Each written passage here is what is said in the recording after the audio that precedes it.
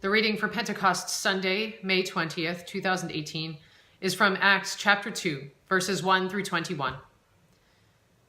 When the day of Pentecost had come, they were all gathered together in one place.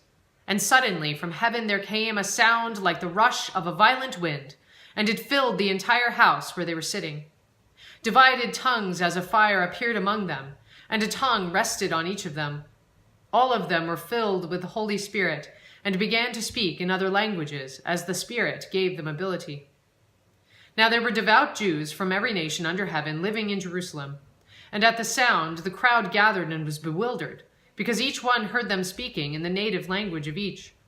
Amazed and astonished, they asked, "Are not all these that are speaking Galileans? And how is it that we hear, each of us, in our own native language?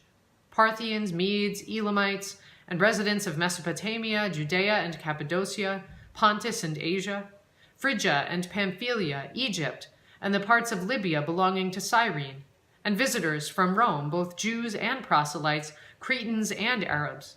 In our own languages we hear them speaking about God's deeds of power." All were amazed and perplexed, saying to one another, "What does this mean?" But others sneered and said, "They are filled with new wine." But Peter, standing with the 11, raised his voice and addressed them. "People of Judea, and all who live in Jerusalem, let this be known to you, and listen to what I say. Indeed, these are not drunk, as you suppose, for it is only 9 o'clock in the morning. No, this is what was spoken through the prophet Joel. In the last days it will be, God declares, that I will pour out my Spirit upon all flesh, and your sons and your daughters shall prophesy, and your young men shall see visions, and your old men shall dream dreams, even upon my slaves, both men and women.